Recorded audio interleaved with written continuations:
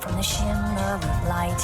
In the workshop he felt safe to the broken glass. In the streets reflecting a fright. Desperation can set the stage for acts of villainy. And heroes may need to confront their demons in more ways than one.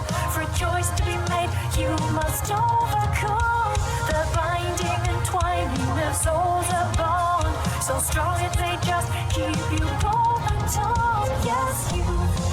What will you do when the call for action beckons you to choose? Yes, you. What will you be? A hero, a villain, or a monster indeed?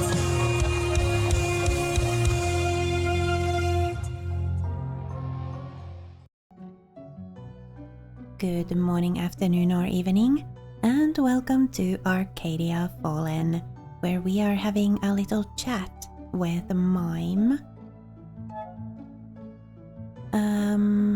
I guess we've already talked about everything. I mean, there are no more companions to talk about, right? I wonder.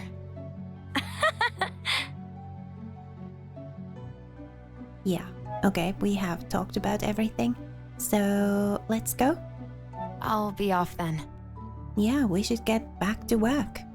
Let's go! Right, back to work. Sealing demons, saving the world, all that stuff.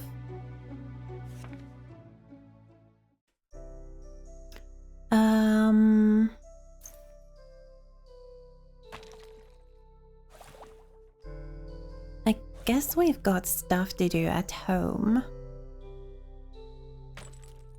But like, do we want to go see Anne's thing at the market?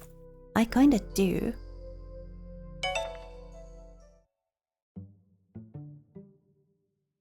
The town square is busy and buzzing with people eager to share stories and gossip with one another. However, one lone figure stands out, staying off to the side and staring at the crowd with apprehension.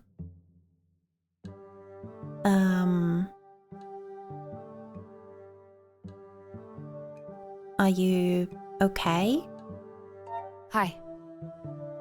You look like you're trying to become one with that wall back there. If I knew a spell that will let me blend in with the building, then now would be the best time to use it. Quinn insisted that I take a walk and get to know the town. I honestly don't see the point, as I will be leaving this place soon, but here I am anyway. Yeah, I mean, Anemone Valley is actually a really nice place. Well... Once you get to know it a bit better. Right. I'll need more concrete evidence than that to be convinced. Was there something you wanted, by the way? I might as well keep you here while I pretend to be sightseeing. That way, if we get chased down by an angry mob, there will be at least two of us running.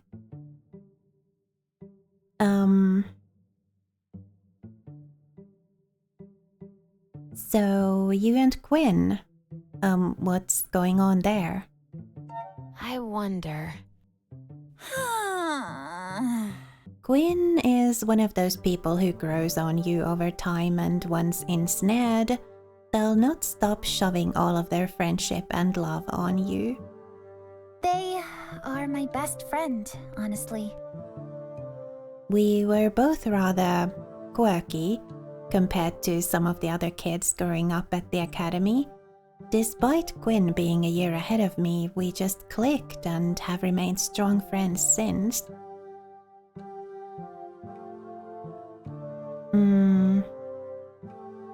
Yeah, what's up with your determination to become a professor? Tell me about... That makes sense.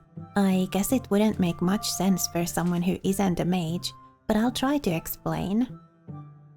Once a mage has graduated from the academy, we're thrown out.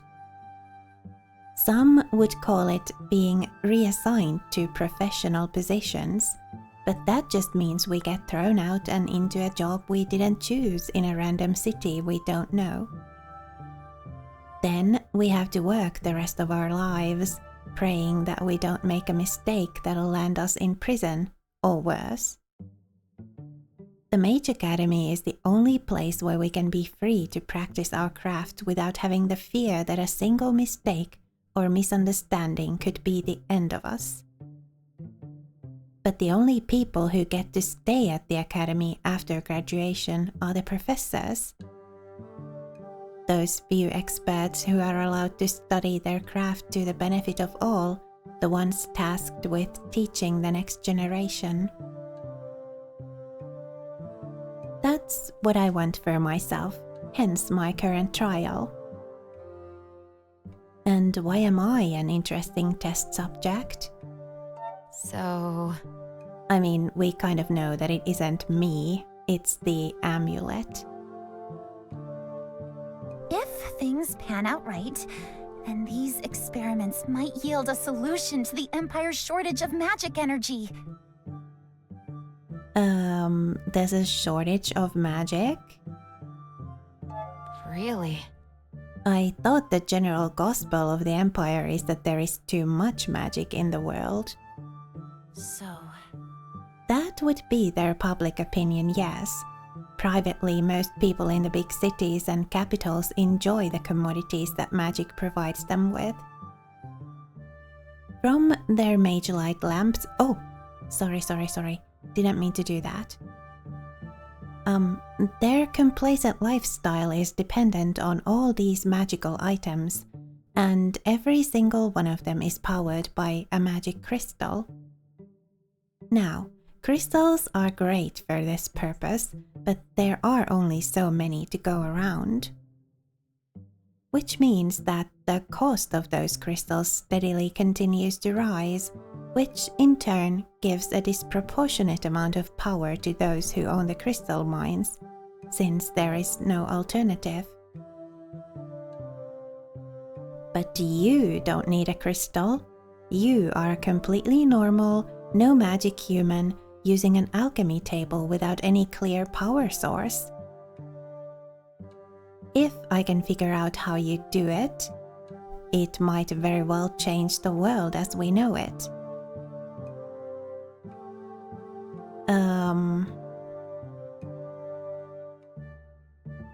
Yeah, I mean, I don't really agree with any of these. It's not really an admirable goal. It's, I mean, she's looking for glory and to put her name in history.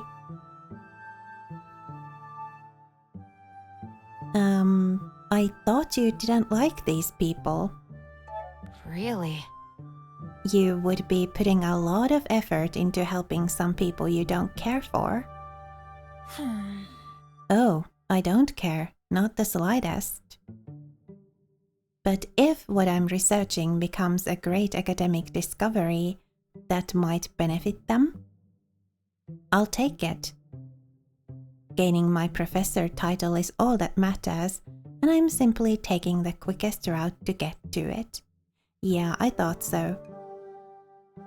Then I can go back to doing whatever research I want, and the world can continue to slowly destroy itself for some other dumb reason. Okay, let's get back to work. I'll be off then. bye then. You're right. The sooner we get this demon nonsense out of the way, the sooner I can begin running some tests on you and Mime.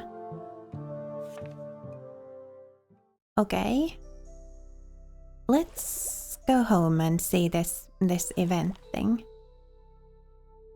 It's getting late. Are you ready to retire for the night? Make sure you've visited everyone you wanted to before proceeding.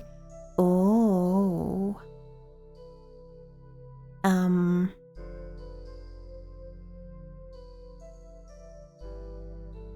I mean, I guess I have visited everyone, right? We have visited Michael and Mime and Anne and Quinn and... Let's talk with Victoria.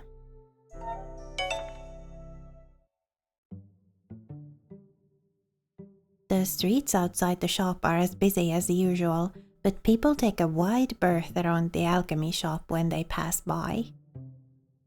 Whether it's the rumors or the fire or Victoria's imposing figure scaring them off is anyone's guess. Want some tea? So... You know, you are allowed inside. You don't have to stay out here while we take a rest. What about a cup of tea or something? Victoria seems genuinely surprised by your offer, and her posture softens a little. I see. That is a very kind offer, thank you. However, for now, I would prefer to stay out here and observe. I will have time to rest once the mission is over. Was there anything you wanted? So, your powers. about that... When that demon attacked the shop, you cut it down like it was nothing. Where did you learn to fight like that? Look. That is a rather obvious question, isn't it? I'm a knight. Sometimes knights have to fight. So I learned. It's that simple.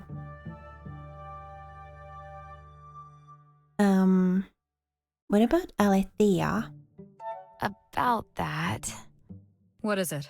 She's my commander, one of the greatest the Empire has ever had. I get my orders from her and carry them out. That's that. Do knights really fight demons, though? I have some questions. I believe only demon hunters and mages have that skill. So, how did you do it? You're free to believe whatever you want. I am confident in my ability to slay both demon and human. That is all you need to know. You're not going to give me an answer, are you? No. You catch on quick. Oh yeah, let's get going then. I'll be off then. I am not getting paid enough for this. Finally, let's get back to our mission.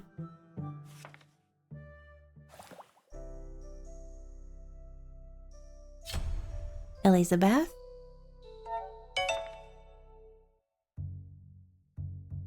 Welcome back. I do have some questions, I think. I see.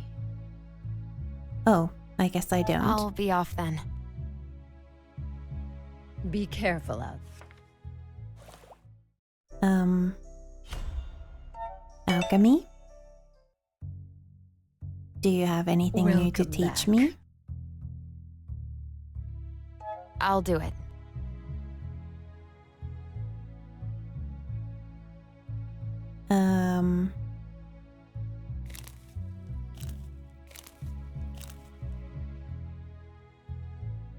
Yeah, I don't think there's anything new.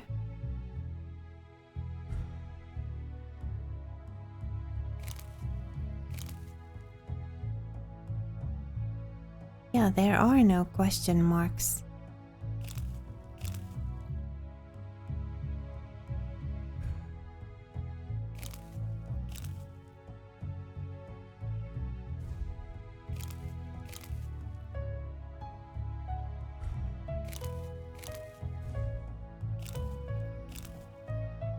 Yeah, I think we've done everything.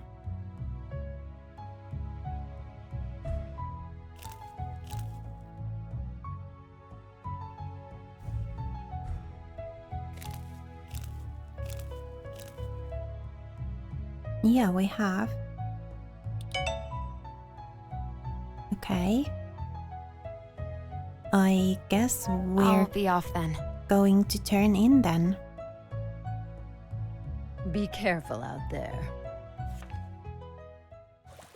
Let's do this. Let's end the day.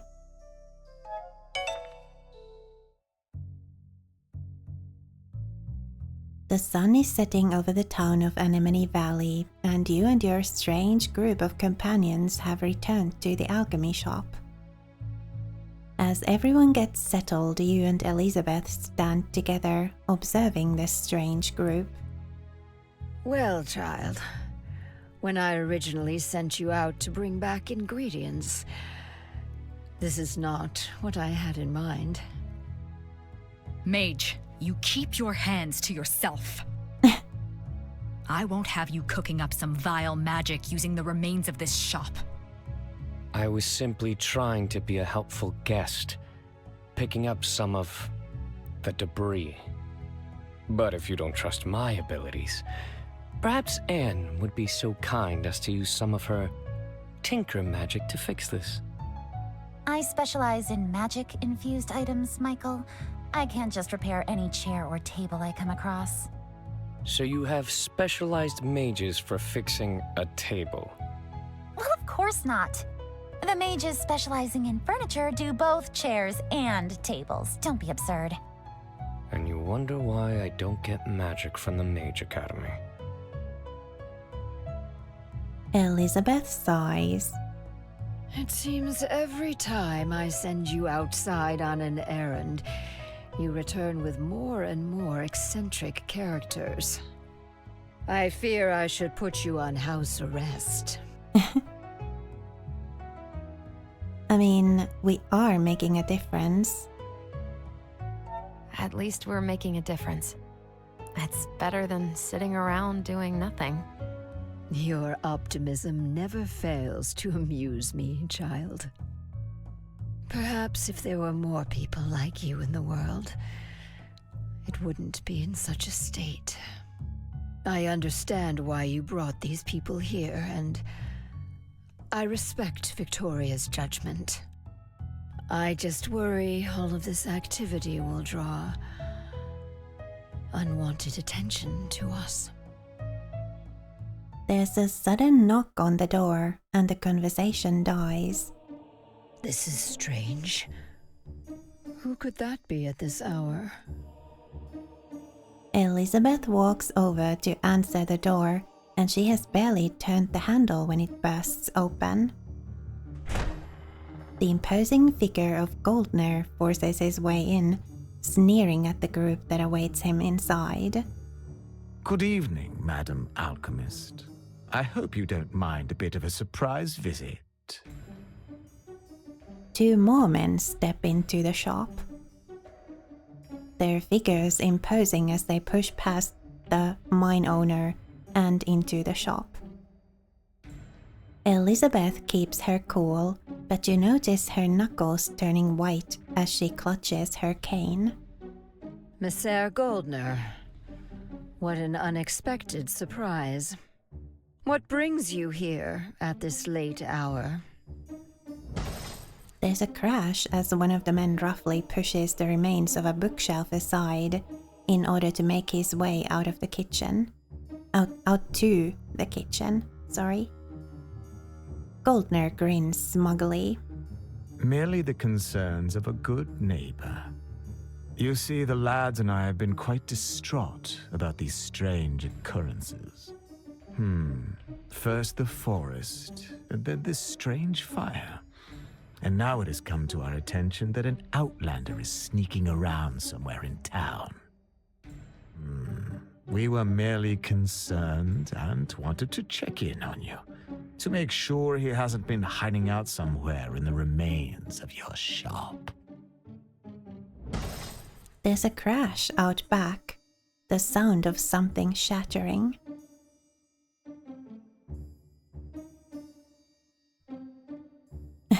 Your friends are very clumsy. Your friends sure are a set of clumsy fellows. Are they like this when you invite them home for tea, too? Must be a hassle. Ah, I remember you. You were down at the flower shop as well. Magic filth plotting together, are you? No wonder we citizens have to take matters into our own hands.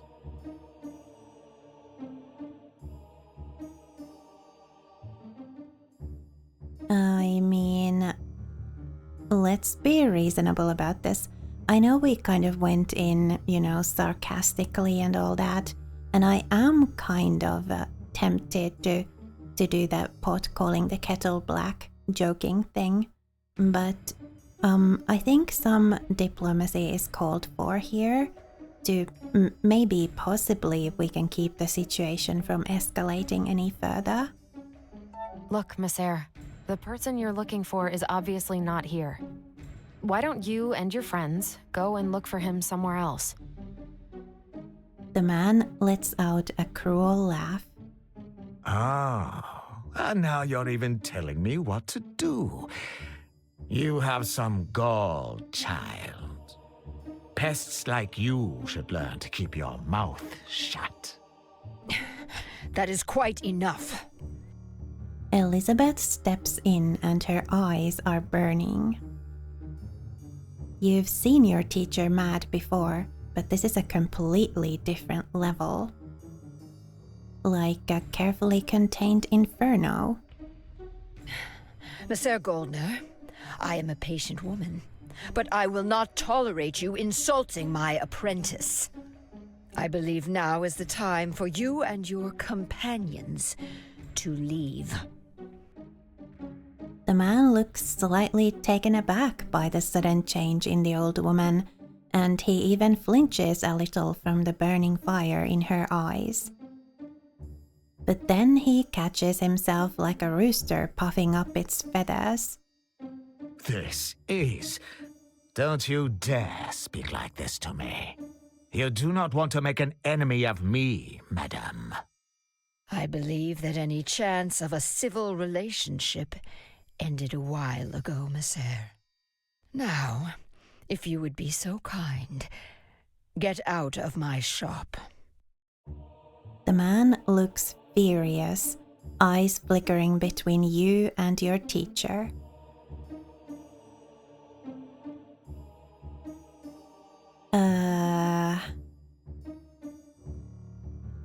I mean, this is kind of my shop as well. I'm kind of tempted to back Elizabeth up myself instead of calling on my friends. You heard the lady. You stand beside Elizabeth, giving her your full support. You heard the lady. Time for you to leave, Monsieur. The guys from the back return and take in the scene. Looking a bit unsettled by the angry alchemists, they immediately join Goldner on either side, standing tall and intimidating. Goldner smirks smugly. You really have some nerve talking to me like that. Be grateful we have other matters to attend to tonight. But this is not the end of this. He leaves, his goons following right along behind him. There's a collective sigh of relief in the room when the door slams shut. Elizabeth lets out a low chuckle and slumps against her cane, looking awfully pale. Are you okay? Are you okay? Come here, let's sit down. Elizabeth chuckles as you carefully guide her over to a chair so she can sit down for a moment. No need to fret, child. I am fine. Just a bit more excitement than I'm used to, that's all. It is my own fault, though, for not wanting to admit sooner that this was the obvious outcome. That man has been on our case for years now, always looking for a chance to get in and wreak havoc on our hard-won peace. That seems odd. Just who were they looking for anyway? What did they mean by outlander? They are a people of mountain dwellers living beyond the borders of the Alethean Empire. They are a reclusive society that rarely interacts with any of their neighboring states. The fact that one of them shows up here at this time, it's highly suspicious. A stranger far away from home, caught in a local conflict due to their race. How very predictable. The enemy of my enemy, right? Gotta find them first for some answers. Will those people hurt them if they find them first? I'll do it. We have to help them, right? You do realize. What? You want to go outside? Don't you think it's best if we stay out of this? We're already in way too much trouble for my liking. Come on now, Anne, my dear. Where's your hero spirit? Some poor fellow is out there in the city being chased by an angry mob. Don't you want to lend a hand? Anne just glares at him dully, then sighs. I mean, yeah, she's a cold fish. She wouldn't want to lend a hand. I guess we could go take a look.